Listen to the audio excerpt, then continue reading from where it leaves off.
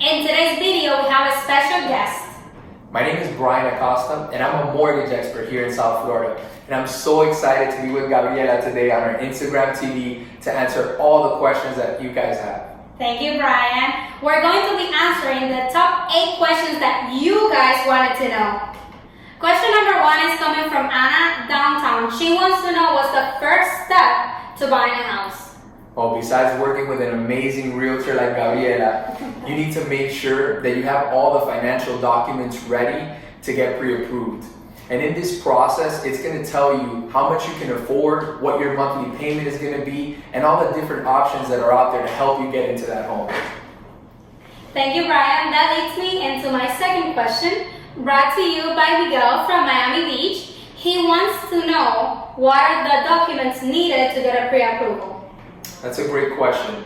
So every client situation is different, but there are some common documents that you're normally always going to be requested. It's usually going to be your last 2 years of tax returns. If you're a business owner, then those would include your business tax returns as well. And you'll have your last 2 years of W-2s, your 30 days most recent pay stubs, an ID, and maybe your most recent bank statements that you plan to use for the purchase of the home. Maria from Westchester wants to know if you need your last 2 years of taxes. So normally we're always going to request 2 years of tax returns, but there are some important exceptions. So one of them is, let's say you have a student who just finished their nursing degree and they've only been working at the hospital for 6 months. We're able to use that education background as a history to be able to approve that client. We've also been able to even verify income that was coming from another country to create that 2-year work history that's needed when someone's going to buy a home. Thank you, Bryan.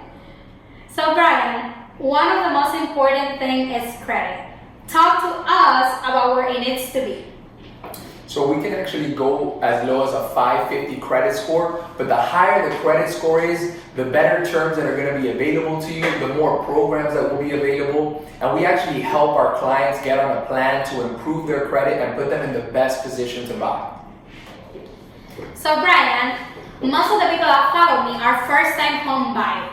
Tell us what are the different programs out there for them. Great question, Gabriela. So there are a wealth of programs available for first-time home buyers. Programs that offer low down payment options, even as low as having 0 down, and even programs that will help them cover the closing costs associated with purchasing a home. So what we do is part of the pre-approval process is determining what's the best program that's going to fit their needs. Bryan, I have people from all over the world following me that I want to move to South Florida. How does their immigration status affect them getting a home? Well, it is a factor as far as getting a loan, but we have tons of programs for all different type of buyers. Whether you're a foreign national coming from a different country, or you have a status here in the US, but you haven't become a permanent resident or a citizen yet, we have options to help these clients. So Bryan, let's get really into this one. Does making a big purchase or buying a new car before getting pre-approved affect any of my buyers? Absolutely, Gabriela, and unfortunately it happens all the time. People are excited, and so sometimes they tend to make big purchases such as furniture or things that they want for their new home. And part of the pre-qualification process is that we include a person's debt as far as approving how much they qualify for. So if they add on new debt, it could affect the amount that they were approved for. But we teach our clients at the beginning of the process not to make those mistakes so that we can make sure that we get them into their new home. So what you're saying is that they need to buy the car after they get the house?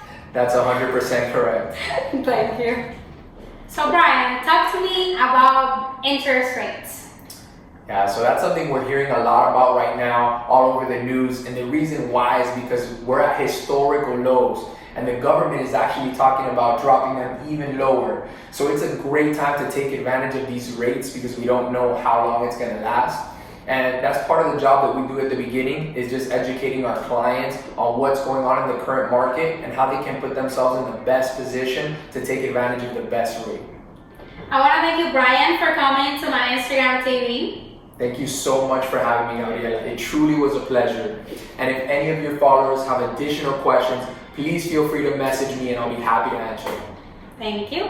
Now that we have answered the top questions for a mortgage expert, do not make a real estate move without consulting with me. Stay tuned for more content on my Instagram TV.